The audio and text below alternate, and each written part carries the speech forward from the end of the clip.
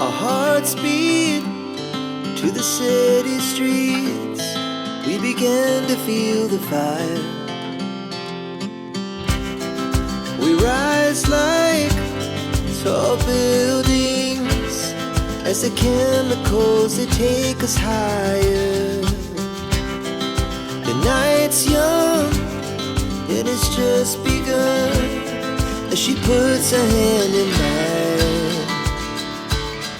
We wanna chase the night. What's up everyone, welcome back to Not Family Adventures. I hope you're all well. Today is a video on our labour story basically and how we brought baby girl into the world. You see, got Chris here with me to help me remember exactly what went on because it was a long process. It was an ordeal. So yeah, today's going to be a very long video, so grab yourself a coffee, tea, drink, whatever you want to do, and pause this video if you need a toilet break as well, because it's probably going to be about half an hour long with everything we've got to get through. So we decided to go for an induction because I was 10 days late and I was in agony with my hips, wasn't I? So yeah, midwife referred me for an induction and I got the phone call Thursday morning eventually to be called in at 9 o'clock in the morning. Was it 10 o'clock? 10 o'clock in the morning. 10 o'clock, yeah. Yeah. So you basically told work that you were starting your paternity leave then, didn't you? Yeah. So we went down to one of the local hospitals and we got put straight onto the labour ward, which was quite a nice ward actually, wasn't it? Yeah, no, it was. I think there's 4 beds on there. And only 2 of them was taken at the time, was there? In the room we were in, yeah. Me and at someone the time. else, yeah. They did start to get filled up later on in the day. Yeah. I can't remember the midwife's name, but she was lovely. Claudia? Claudia. And got put on a CTG machine, which basically monitors the baby's heart rate and any contractions or tightenings that I might have been having it at the time. And your heart rate. Oh yeah, they also put the oximeter thing on your finger as well to measure that. But all that came back normal, if I remember. It was, yeah. Yeah. And then I think about 12:30 came and they decided to fit me with the balloon because I was already at 2 centimetres anyway, wasn't I? So the pessary or the gel wouldn't have been worth it. So that's why she went straight for the balloon option. Now this was painful. In my circumstance it was very painful. I know for other people it's not painful at all, but because her head was so low she had to basically move her out the way. Yeah. Yeah, I can't imagine it was very pleasant. Yeah, and because my cervix was so long as well is why it was very painful. Just to warn you guys, this video is very much TMI, so if you don't want to watch this, just move over to the next one. But yeah, I think did I squeeze you at that point for that? No, was that something else? No, you were. That was the part where you were probably in the most pain I'd seen you in.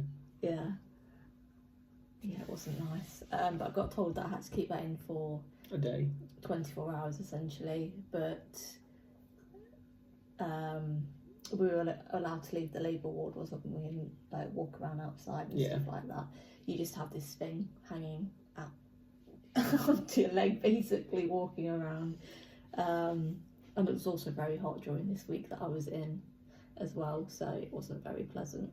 Not inside the building, it was quite muggy. Yeah, it was very muggy inside the building, but being allowed outside was quite nice to walk around and stuff, wasn't it? Yeah.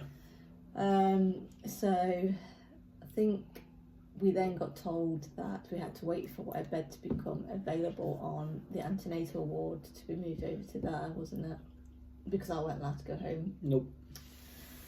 Because of the extra fluid that I got, the amniotic fluid, basically had extra amniotic fluid, which meant that I was at higher risk for my waters breaking earlier or cord prolapse essentially.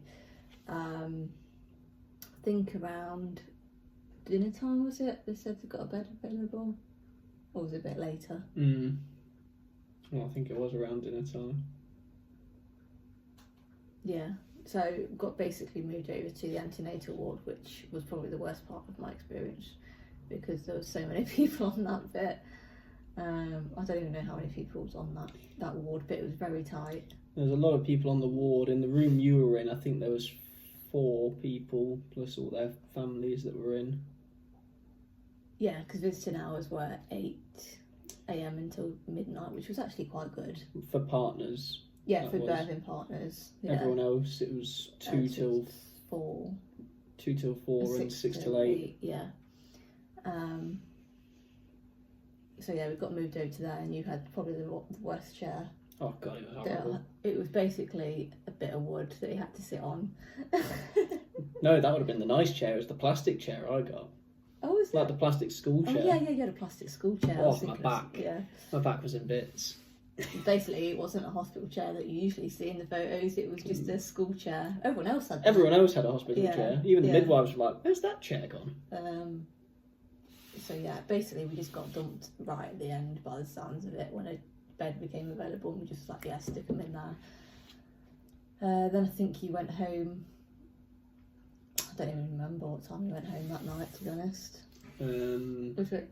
Did you stay till midnight that night? I can't remember. I stayed till near midnight. I think it was about 11 o'clock you told me to go home. Yeah. Yeah, because basically nothing was happening, was it? Yeah. And I don't think I had any pains at that point on day 1, from what I remember. Day 2 comes, and I basically had like very small period cramps in the morning, but nothing like bad. And then you arrived, Claudia, the midwife, came and got told that they were taking the balloon out as well. Mm-hmm. That was fine. That didn't hurt at all, getting the balloon taken out. She checked me, and she told me I was 3 centimetres dilated, but it could stretch to 4. I think that's what she said. By the end of it, they could stretch it to about 4, maybe. Yeah, she was trying, basically. She could stretch it to 4, but it was basically 3 centimetres.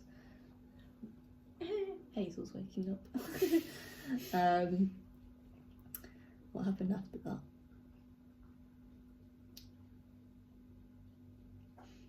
Oh yeah, I got told basically when you're at 3 centimetres your waters could be broken, but there wasn't any beds on the labour ward, was there? No, there was no availability. So I got told basically I had to wait on the ward because I wasn't allowed to go home again. So yeah, if you've been induced and you're at low risk, they may send you home if you're waiting for your waters to be broken. It was also because you were polyhydramnios, is that? Yeah, with the extra fluid, yeah. That was the main reason they were keeping you in as well. So, which is fine, like, I get that extra precaution, but it was just annoying.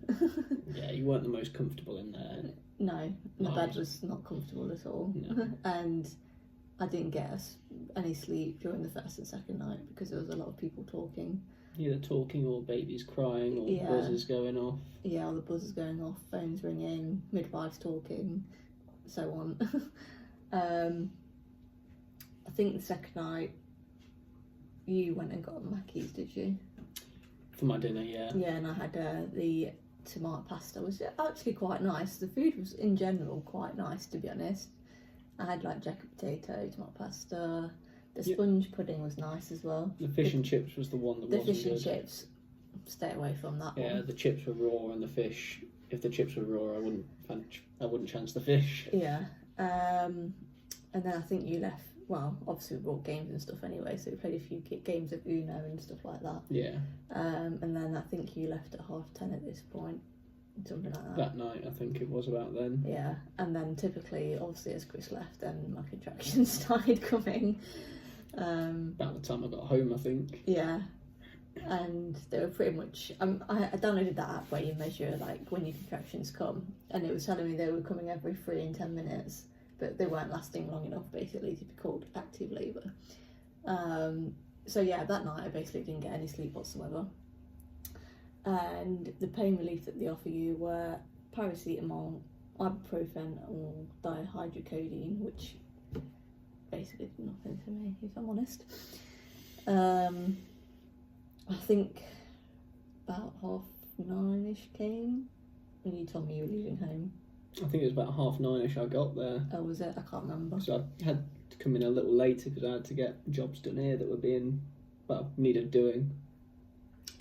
Okay, so day 3, I'm still on the same ward that we were on, and the doctor and the midwife came in the morning and got asked about my contractions that I were having. I told them how often they were. They asked me if I had reduced movements, and I said yes, but they basically said to me that I looked comfortable, so they didn't want to do anything. Essentially is what they said to me, and they weren't going to check me because I looked comfortable and I looked like I weren't in pain, and that I also got told that it could be another few days yet before my waters would get broken because there's no space on labour ward, which was very annoying. And then, because all of a sudden they said to me, you can actually go home now, but because I said I had got reduced movements, they then sent me home. So after saying for 2 days that I weren't allowed home, they then said to me that I could go home. To then say to you, you can't go home again? Yeah, because I said I got reduced movements. And at this point, they wanted me to go down to maternity assessment unit, which meant I had to walk whilst having contractions from the ward to the assessment unit to go on back onto the monitoring machine, when they had portable monitoring machines on the ward anyway, so that didn't make sense to me at all. Nope. And then you came in and you basically saw that I was in agony. So you went, I wasn't very happy. You went, I don't know where you went. At this point, I think I just had breakfast and I weren't eating it, and that's all I remember. I think you went off somewhere. I went to reception to try and get you some more pain meds sorted and try and find out when you would be getting induced, and I was told that, you weren't priority on the list, essentially, and unfortunately somebody has already been in there for 5 days, which I was a bit like, I'm not telling Marie that. Yeah, which I don't get that. I think it depends on condition of... But then why didn't they send the other person home with a 5-day week? Don't know. Anyway, they brought over more bloody dihydrocodeine, 1 tablet. What happened after that? You just kept on essentially being in pain throughout most of the day. I was just basically having contractions after contractions, wasn't I, at that point? I was just trying to comfort you. But my contractions were in right below, just above my groin area, essentially, right low, which was the worst part of it. I think I would have preferred it in my back because it's easy for you to on my back, but I think later on at night the pain got even worse, didn't it? It did, yeah, it got really bad at night. And then a midwife called Emma came in. Was it? It was changeover at this point, wasn't it? Yeah, the night shift had come 7 in. 7:00 or something like that. Changeover. Yeah, I questioned it again, and they said for me to speak to the night shift because there was a round changeover. I'd asked the question, so they said they were going to pass it on and for me to just bring it up again. So I did eventually, and Emma came in. Which she was a godsend. Yeah, she was one of the best ones. She came in, asked me about the pain I was having and the contractions, and she did say that normal contractions were every 3 in 10, lasting this long. So she wanted to make sure I was actually having contractions, and luckily enough I had a contraction when she was in the room, so she felt my belly essentially and was like, I can tell you're having a contraction. So she definitely believed me and put me on, again, back on that machine to measure contractions and baby's heart rate. I think you ended up being on it for about 3 hours. And I was on it for 3 hours because she wasn't behaving. So they sent me for a walk, didn't they, halfway through as well? Yeah. And to go to the toilet again. And I got put back on it, and she still wasn't behaving, was she? They basically have this criteria that they've got to meet on the machine for it to read properly or something like that. Yeah, can't remember what it was. And then, do you remember right at the end, as I was getting taken off of it, I had that massive contraction that spiked. Yeah. And they just caught it at the end. They had to put you back on it because they just needed to double check And it. they had to put me back on it later on. Well, I'll discuss that in a minute. But yeah, it was just 3 hours. I didn't realise I was on it for 3 hours until she actually told me I was on it for 3 hours. I saw how much paper had been printed. Yeah. And then I think around, oh no, yeah, then she said I was allowed to have a bath, didn't she, as well? Yeah. But there was no hot water at the time, so I had to wait till 4:30ish for the hot water to be fixed or whatever it was that was going on. So yeah, went for a bath in the end, which Chris helped me with. It was actually quite nice in there. It did help. I think I had a couple of contractions whilst I was in the bath, but you didn't feel it as much because the heat helped with that. Walked back to the ward, and then I think it was around midnight, Emma came back in to do more observations, and she basically gave us the options as to she could check me to see how far along I was, or wait until tomorrow morning, wasn't it, to see how dilated I was. She recommended that I waited because obviously the risk of infection and stuff like that, but I was just fed up that I was like, no, check me now. I want to know how far along I am. So she checked me, but I was still at 3 centimetres, wasn't I? Yeah. Which was very annoying. And obviously at midnight, Chris was supposed to go home at this point, but I said, I thought, what did she say to me? She said something like, don't worry about it, we'll sort you out. Yeah, don't worry, we'll sort you out. And then she came back in and said that she'd got us a separate room that we could stay in. Got a hair in your mouth. Yeah, got us a separate room so we could basically get some sleep because she could see I hadn't slept. Which was actually very nice. It was. The bed was very comfy. I didn't go back to sleep because, again, like I said, because I had the spike in the CTG machine, that's when I got put back on it. But the student midwife, I think, was struggling a little bit, wasn't she, to try and find the... Yeah, I think it was a little bit of that, and Hazel wasn't playing ball. Yeah. She was moving constantly. She kept moving, which meant they kept having to move the actual discs around as well. Essentially restart it. 1 second, the baby is calling. She wants to be shown. Here she is. There's baby Hazel. Bet she's due. Bet she's like.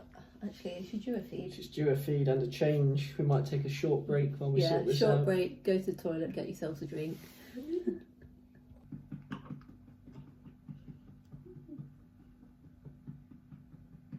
Right, we've got her a bottle, so she should be quiet now. Just gonna tuck this bib back in. Unless you hear any burps throughout, of course. You probably will. Yeah. So going back to what we said, there was that spike right at the end, which is why we got put on that CTG monitor. And like I say, she wasn't behaving, so we had to keep moving it around. I think that one was supposed to be 10 minutes, but in the end it was more like half an hour eventually by the time they got the reading for that one. Yeah. Which is fine, it was still showing everything was okay, normal contractions, heart rate was fine. And then I think we turned the lights off and tried to get some sleep, which none of us got. I don't know if you did. I don't know if you did, but no. I didn't. I think it was about a couple of hours we were having. And then there was a knock on the door just after I had a contraction, and it was Emma, the midwife. She came in, it was 3 o'clock in the morning at this point. She came in with the trainee midwife, I think it was. And she was like, I've got good news and I've got bad news. And I was like, oh, what now? She's like, good news is you're going over to labour ward. Was it? Yeah. It was the good news first or the bad news first, I can't remember. Good news first. I was like, oh, thank God. And she was like, bad news, I've just woke you up. Oh, that's not so bad. And I was like, oh, no, it's fine because I had a contraction, so I wasn't asleep anyway. And she's like, oh, good. So yeah, we gathered up all our bits and walked back over to the labour ward, which was just across, basically. It was just a walk across, wasn't it? Yeah, it was the ward opposite. But I had a contraction mid walking down there, didn't I? So I had to stop. So yeah, got back onto the labour ward. You get put in this separate room, separate bed, by yourself. Obviously the bed's set up, the baby's bed set up, and then there was a chair in there for you. Was that comfy or not, the chair? The one in the labour ward, Yeah. it was comfier than the one I'd had previously. I can't remember what it was, to be honest. Was it a big chair? There was a couple of chairs in there. Oh, there was, wasn't there? Yeah, there was the standard chair that you see in hospitals, which I didn't really sit in, and then there was another... Oh, no, that was the one I sat in. The other one was like a wooden rocking chair Yeah. that I didn't sit in. I just put all my stuff on it. So at this point we're on day 4 of the induction, and about 3:30 I think I was fitted with, well, I tried to get fitted with a cannula in the right wrist, basically here, by a student, but she unfortunately failed that one, so they had to get the anaesthetist over to do my other hand. And not gonna lie, the cannula for that is a lot bigger than the normal ones you get just in your standard arm. I can't remember what the reasoning was behind it. I think they said something about in case you needed to give blood or something. It needed to be a bigger needle essentially. And I think at that point they measured me and said they could break my waters. So I think they did it there and then, didn't they? Yeah, it wasn't long after when they said they could do it that they did get on with it and get it done. Yeah, so broke my waters, but then she said that basically she had pooed in her waters, there was meconium in her waters. So You dribble chin.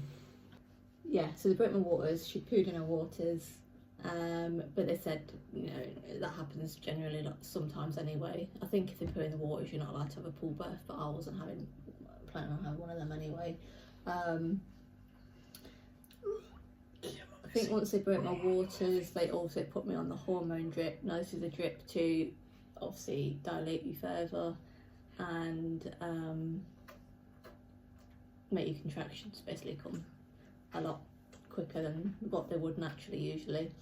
And I think my pain at this point started to slowly increase. So 4 hours later they checked me, so it was around 7-8 a.m. at this point, and they said that I was still at 3 centimetres dilated, but not to be worried because obviously the first 4 hours they only put it at a very small amount on the drip anyway, don't they? Just to sort of ease you in to it, to make sure that the baby stays stable essentially, and you're not going to cause too much interruptions with baby's heart rate and stuff like that. So yeah, she said not to worry, that I was still stuck there, and I think it got turned up to the 6 rates at this point, wasn't it? They had like the 3, 6 and 9 or something like that. So they first started at 3 and then they turned up to 6, and that's when I think the contractions were getting a lot more painful for me. Yeah. And more frequent as well. Yeah, more frequent, and I think at this point the lady came in and asked for my request for food, but obviously I wasn't allowed to eat, so put in an order for food. Well, the midwife said, you eat and All order the what staff you were want. telling me yeah, to eat. all the staff were telling Chris to basically order the food what he wanted, and told him to eat my dinner and lunch essentially. Should I go? I think so. Life of parents. So yeah, when my contractions started gearing up a bit more, I tried to handle the pain, but it wasn't happening, was it? No. So yeah, I got offered the gas and air, which I think you were on gas and air from a lot earlier on. I can't actually remember now. Gas and air you were on almost immediately when your contractions were really started. I think it was just after the waters break, wasn't it? Yeah, So, the epidural was when the pain was getting really intense and the anaesthetist came in. Wasn't it? So yeah, I got given the gas and air, which a lot of people told me it made you feel sick, but it didn't make me feel sick. I will say with the gas and air, you do need to take it in properly, like with big breaths, not just because it will not work at all. No. You have to do big, long, I deep think that's breaths. the majority of what I was doing, was just telling you to take deep breaths. For it to work, which when it did, and obviously you've got to keep taking it to make it work. When it hits you, it does hit you because you can taste it as well, and that's when you know it's working, because then you get slight dizziness as well. Yeah. Which is a lot, to be fair, it's a lot harder to do than what it looks like. It's Does that make sense? It's a lot harder to actually do that and take it when you're in pain, to be fair, for it actually to work properly. But yeah, so the contractions then went from 3 in 10 to 5 in 10, and I think at this point it was also midwife changeover again. I'm really sorry, I'm gonna have to go change her. She's definitely done one. Back in a second again. As you can see, she's had an outfit change because She had a very smelly one. yes. That did go through. So yeah, going back to the video, I've forgotten what I said now, but I think it was something to do Epidural. with. No, I think I was on about midwife changeover as well, and I know that was earlier on in the day, there wasn't it, but morning-ish. I can't remember the first midwife we had. I think it was Georgia. Georgia. And then the second one we had was Monique, or was it Melissa? I don't know. Melissa. They were both really lovely, and yeah. It's alright, Karen. Oh, I thought she was being sick. I think she was about to be. So yeah, I think when my drip got turned up to 6, I think I requested an epidural, didn't I? Something like Yeah. that. To be fair, the guy came pretty quick to do that. The anaesthetists. Yeah. All of them that we had were really good. When I requested it, they came quite quickly to do it. So they came in, explained all the risks and Potential side effects. and stuff like that. And then yeah, it was quite an easy process. You just have to essentially put your feet on a stool and bend over. Easy process if you're not having contractions. Yeah, bend over a cushion essentially, and then every time you have a contraction you have to say you're having a contraction, because obviously it can cause you to sort of move and stuff like that, and you're not obviously It's a very supposed to delicate move procedure. because they are putting essentially a needle into your back, which they obviously numb first, so you don't really feel anything, and it wasn't painful for me to get an epidural. The more painful thing was having a contraction, leaning over like this, when all you want to do is stretch out and go. But yeah, you're allowed to have the gas in there while you're having the epidural done anyway as well. So if you do have contractions, it sort of dulls it down as well. So essentially, you have a button to press to give yourself the first dose, and then from then on they tell you when to press it when it's time for you to top up essentially. But every time they have to basically get you to press it, or ask you if you would like them to press it for you when it's time to top up. So yeah, at this point the drip was on 6, and then my contractions went from every 3 in 10 to 5 in 10, which the midwives were not happy with, because essentially I was having too many contractions in a short space of time. And at this point, I think every time I was having a contraction, her heart rate dipped slightly, but it recovered well enough so they weren't too concerned. But they didn't want me to have that many contractions in that short space of time. So the decision was made to turn the drip back down. I think that was around 2 PM, something like that. However, at this point, my epidural started to fail, and I could start feeling back in my right leg essentially and stuff like that, and my right side of the tummy. Whereas my left side, I could barely lift my left leg essentially. So that's how I knew it was failing. And obviously the midwife saw that it was failing, so she went and spoke to the anaesthetist, didn't she? Yeah, it was a different one that came in this time. Yeah, a different one came in and essentially said there was 2 options. He could either take it out and move it slightly over, or top it up himself. Yeah, do a manual dose. Do a manual dose himself. So that's what he decided to do, because he didn't want to take the risk of moving it. Yeah, and you also had to lay on that Yeah, side so it was failing on. Yeah, he did a manual top up and made me lie on the right side to try and shift the epidural over to the right side of my body essentially, which did work for a short space of time, but then she wasn't comfortable on the right side, was she? That, yeah. She wasn't playing ball on that side. So I had to speak to the anaesthetist, and he said, okay, lie on her back, because obviously her heart rate was dropping when I was lying on the right side. So the epidural did work on the manual top up for a short space of time. Like half an hour or so. Yeah. But because I had to keep tossing and turning to make sure she was happy, I think that's why it failed, to be fair, because when I was lying on the right side it was fine, but obviously when I was turning, that's when it was failing. So yeah, after I was put on my back, the sats went back up. But the epidural at this point started to fail again. I could start to feel really bad contractions in the lower side of my right stomach again. So the decision was made for the anaesthetist to essentially come and pull the needle out slightly to see if that would make a difference. I'm not sure what it does, to be honest, when they do that. Maybe it's just in a different space in your back, who knows. Yeah, different position, it might affect different nerves. Which was fine when he did that. He just adjusted it essentially, and the epidural again started to work.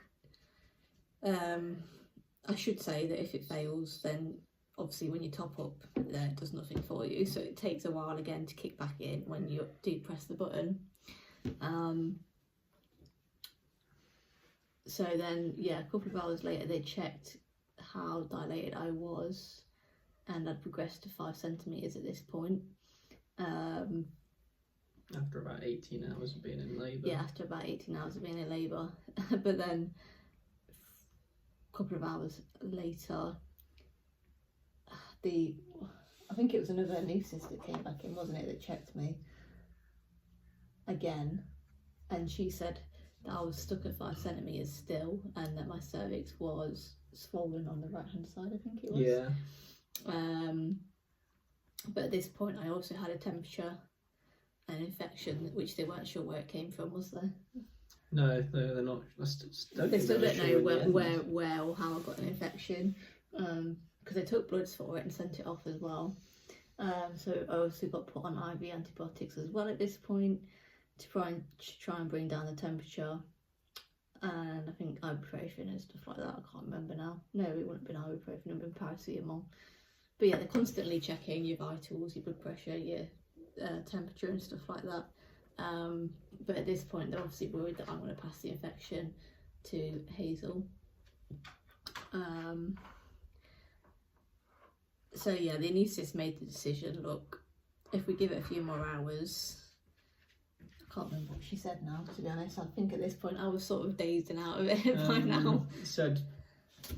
I think they said to give it a few more hours and see how you got on. Which we did.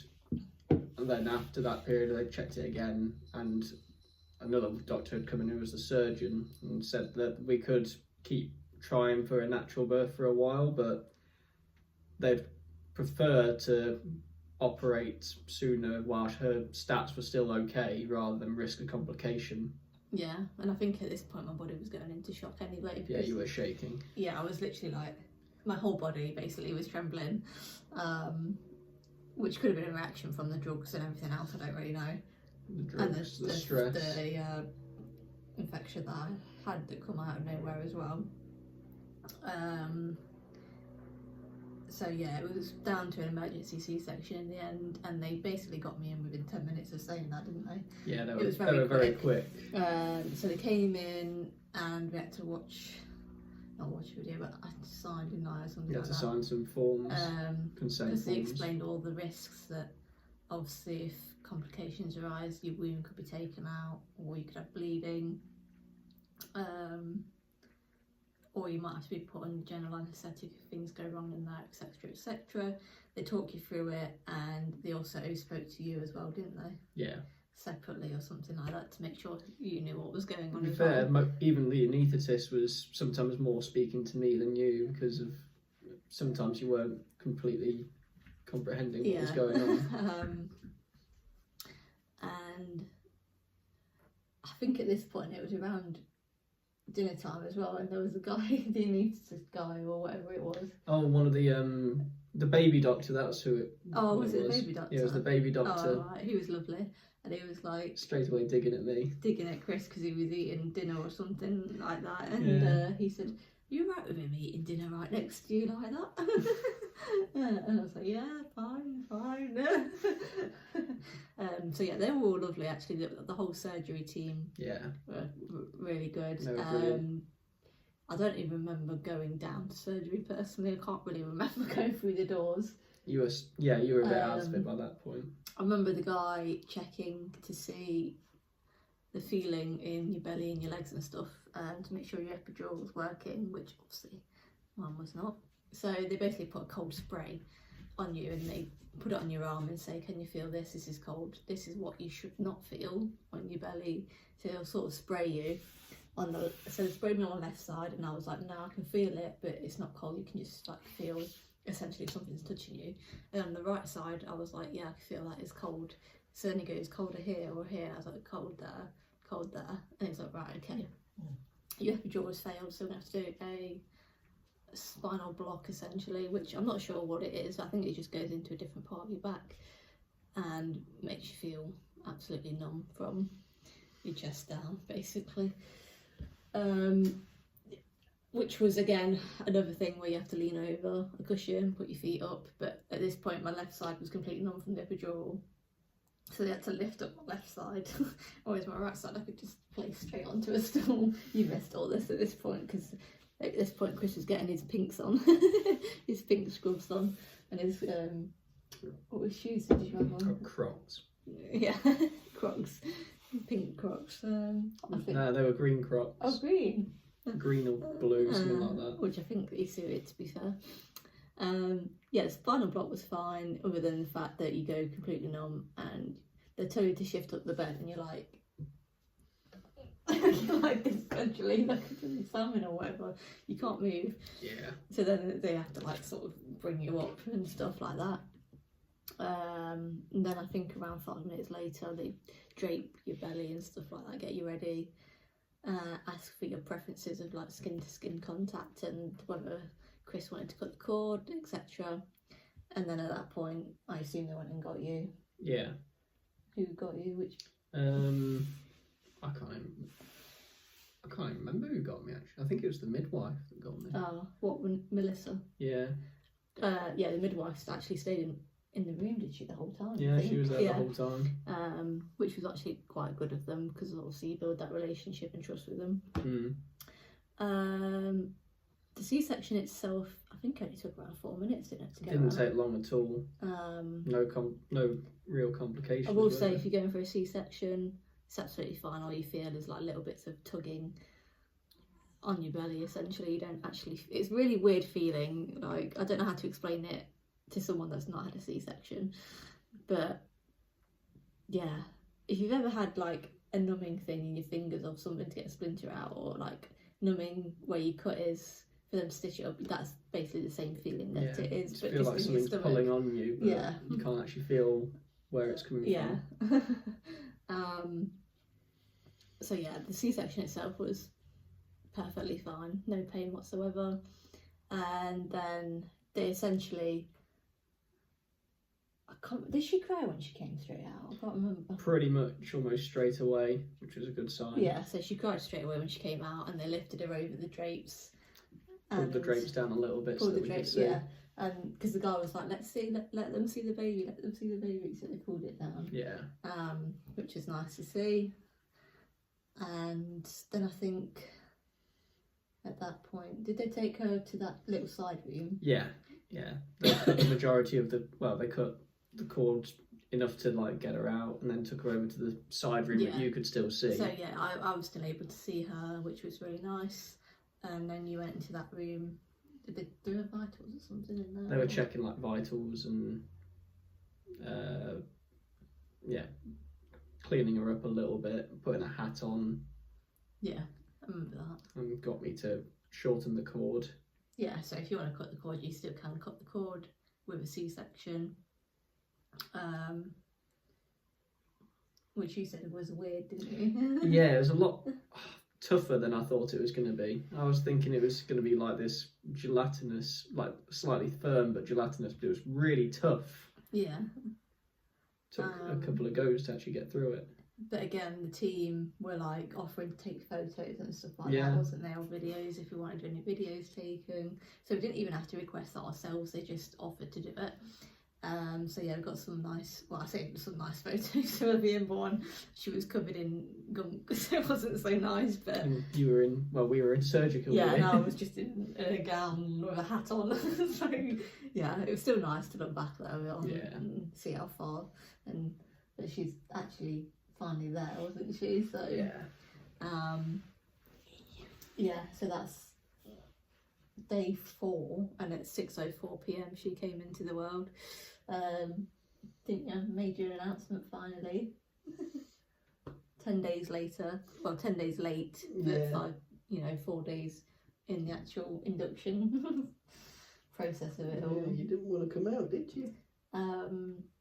Yeah, and after that point we got put back into like, it was like a separate room where they watch you still, don't they? Yeah, it was the room I was waiting in before I came into surgery. Yeah, okay.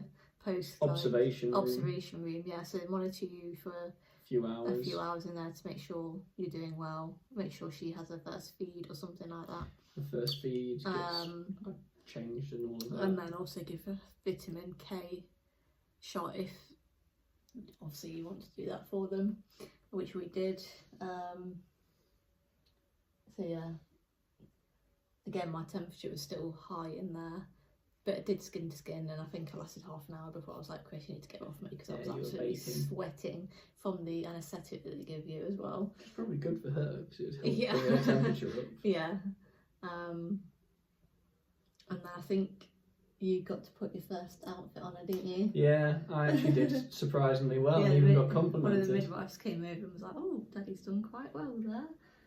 Somehow. Yeah, and then at this point Melissa was going home, wasn't it? It was the end of her shift. She was handing over to the next midwife. The surgeons all came back in as well to see how we was doing as well, didn't they? Just to check we were okay, which was really lovely. So then a decision was made, because I was stable and because she was stable, to move us back onto the antenatal ward. So I was like, oh God, please don't put me in that horrible wing unit again where there was all those beds. And luckily they didn't actually put us on a recovery room. In a recovery room with basically us, and there was one other couple in there, but they got discharged about 10 o'clock, yeah. And then another couple didn't come in till about 6 a.m, 6 a.m, something like that. It was before I'd come in. Yeah, I can't remember roughly what time it was. So there was literally just us and then another couple that came in late morning, but you went home. I think it was about midnight and I was knackered. Yeah, but Emma, the previous midwife that we had, came in. Did she visit us in that ward, was it? Yeah, she visited us in that ward not too long after she'd been so it's nice to see her again, and she got to see, obviously, the baby was here. Safe and sound. So yeah, that was nice of her to come and check before she went back to do her rounds or whatever. So Emma basically just told me, look, anytime you need the baby to be fed, changed, or she won't settle, then just press your button, because I went out to move after the C-section, and because obviously I had the spinal block being numb for a couple of hours, but I also had the spinal block on top of the epidural, so they said it would take even longer for me to recover from the numbness, which was fun. It was very strange getting the feeling back in your legs, I'm not gonna lie. When they come over and they check you a couple of hours, like, can you move your left leg? Can you move your right leg?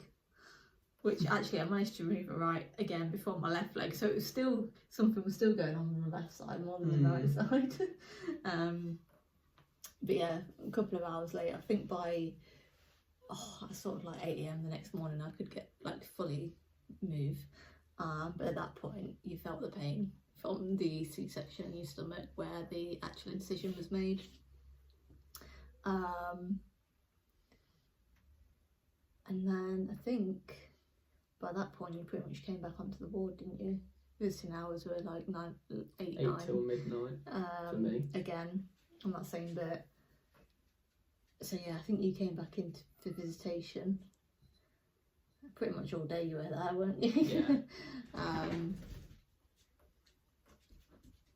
And then this is where it kind of went a bit wrong. Yeah, the end of it, trying to get discharged and get your checks. So basically, because I had a high temperature, they had to do checks on me and they had to do checks on Hazel every 4 hours. Mm-hmm. So because she was born at 6:04, First observation wasn't until 10 observation p.m. was at 10 p.m. So it meant at 10 p.m. the next day Would have been a final observation that if would be nothing went wrong. Yeah, final observation if nothing went wrong. So before I was allowed to go home, they basically said I needed to do 3 urine samples and pass all my obs, and she had to pass all her obs. And then you needed to check your stitches. And they needed to check my stitches to make sure there wasn't signs of infection, bleeding, etc. So I think around lunchtime or just after, I decided I wanted to take a shower, and I asked the midwife if it was okay to take a shower, and she said yes, because it would be easier anyway for them to take the sutures or whatever off, bandage or whatever it was, and they'll come round and do it not long after I've had a shower. So I had a shower, and then your parents actually visited, didn't they? They visited late on, I think it was about 3 o'clock they came. Yeah, they came for an hour or whatever, just to see her and to see I was doing okay and you were doing okay. Brought some cotton wool pads for us to wipe her eye with. Because at this point she got a bit of a gunky eye, so we've been wiping it. Yeah, it's gotten better overall, it's still there a bit. So they went back at 4. Midwife still hadn't come around to check the stitches.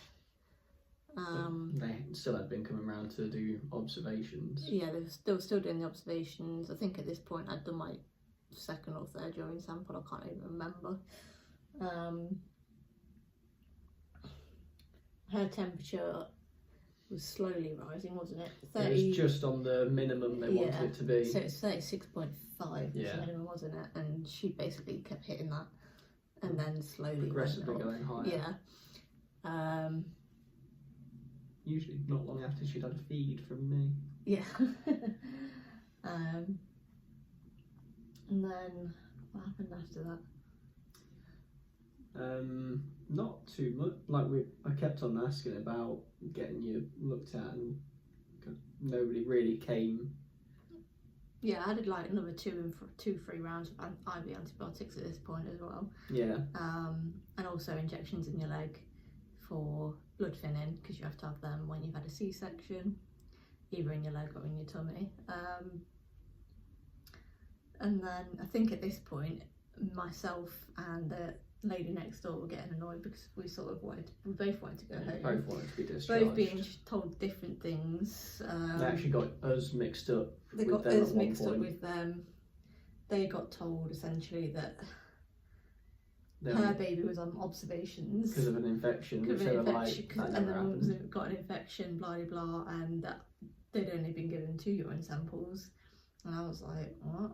That didn't make sense because we've both given 3, so what's going on? I think you'd actually given 4. Yeah, I'd given 4, but obviously one of them failed because there was blood in the second one, basically. So we sort of discussed, didn't we, with the person next door, the lady next door, going, I think they've got us both mixed up, because Hazel's on observations and obviously yours isn't, so what on earth's gone on there? Yeah, there was a bit of a miscommunication between some of them at that point. Yeah, and this was pretty much one of the only real bad part this was of it. the only bad part of it, really. Well, that in the first room, but that was more just a room of 4 people, wasn't pleasant. So this lady at that point went up to the reception and was like, what's going on? We've both given 3 urine samples. My child isn't on observations. And at that point I said to her, Mrs. Not, and she went, no. So that was quite clearly a mix-up on their end. So I think at that point they got told they could get discharged, didn't they? Or something like that. Yeah, and they had to have like a prescription come through for some medication they needed. Yeah. I think it was around 10 o'clock at this point. I can't even remember. Yeah, it was her final observation when somebody came in to observe her. And we were then asked, like, what do we actually need to be discharged? And said, oh, well, should be all right as long as this observation goes fine. Said, what about Marie's stitches because nobody's been. They said they were going to come about 4 o'clock to look at them. Yeah. And I think she was a bit annoyed. She Not was, at us, but yes, at the fact that they hadn't been sorted. And there was no communication between some of them. So it suddenly quickly got moving after that. So she went and spoke to them all and was like, I think she basically put her foot down with some of them and said, look, they want to go home. There's no reason for them to be here, blah, blah, blah. And why wasn't this checked earlier? When why wasn't this? Because it was quite painful to get that bloody dressing off when it was dry. I'm not gonna lie to you. And I think we in the end we actually got discharged before the lady next door in the end, which I felt quite bad about. Yeah. At the same time, they were feeling sorry for us because they'd only been in for a day and a bit, whereas you'd been in for 5. I think they were just waiting for the drugs, but my drugs came quicker because the blood thinning ones we got essentially 2 days later. Yeah. But yeah, the discharge itself, I think it was about midnight by the time they brought everything over. And then Hazel decided she was hungry and needed the toilet, so it was about 1 o'clock before we finally left. But at this point, obviously Chris had packed the car and we'd forgot that we'd put the food in the bag that she was hungry for, so it was like, oh no, what we're gonna do? And she started crying, but luckily the midwives gave us... Yeah, they just gave us one. Yeah, like one of their pre-made formulas or whatever. So we finally left the hospital around... It was about 1 o'clock-ish. Yeah, 1 o'clock in the morning. And we managed to get the photo of the walk. I don't know how we managed that because we were both so tired. At this point, I don't think I was carrying anything. No, you weren't, because you weren't allowed to carry so it. That's why I took everything to the car first. So Chris had already packed the car. They obviously put a security tag on them as well to make sure that no one's stealing a baby. So they ask you that before you leave. Credit to them, if that security alarm goes off, they react fast. It did a few times. Yeah. Because some people forgot to take them off or whatever. Or randomly, the people in our room, that one went off even though they didn't leave with the baby at all. But they came very quickly. Yeah, they did come. And about 5 or 6 of them came rushing in. Yeah, so I will say it's quite a secure place actually. It's quite good in that terms. But yeah, we eventually got her in the car, and I think it was about a 40-minute trip home. It should have only been probably a 25, but I was driving very slowly. I was in agony. You were in agony. I was aware that I was tired, so I was being extra cautious. Every little bump or corner that Chris went round. Oh. No, I was like, I won't go the normal route we go home because there's loads of speed bumps. Proceed to go another route that's got even more speed bumps. Yeah. I was like, I'm sorry, Marie. So it was a case of basically holding my seatbelt like this off my stomach and trying to brace myself. I'm like giving you a warning every time one's coming and slowing down as much as I can. But I sat in the back with her and I think she pretty much was asleep the whole way home. She did. She woke up when we got home. Yeah, and when we got home, that's when she kicked off. Which we had to tag team. We was in for a long morning, but we got there. We got home nice and safe. And yeah, that's the story of how Hazel Raynock came into the world. Weighing £6.14, right? 3.12 kilos. Yeah. So she's doing well. She's 12 days old now. She's just had another weigh. £7 too. So she's gained some weight, which they're happy about. Yeah, she did lose a little on the first midwife check. You'll actually lose 8% on the first midwife check, but she lost 2.5%. Yeah, 2.5%. So. Yeah, she's back to her birth weight and above it now, so all doing really well. But yeah, I will say every induction story is very different out there, so don't be concerned by my story. I would still say mine wasn't as bad as some others I've still heard out there as well. Yeah. And there's also some really positive experiences as well out there. But like I say, we went for induction because I was in agony at that point anyway, so I was like, what's there to lose? And she was 10 days late, so if she was any later, I would have had to be induced anyway. So yeah, if there's any questions or anything like that you guys want to ask, then ask away in the comments below. But yeah, don't forget to like, subscribe and turn that notification bell on, and we'll see you in the next video. Do you want to say bye? Bye bye. Shall we show you to the camera? Say bye bye. She's very sleepy now after that dirty nappy. But yeah, I love you and leave you. Bye bye.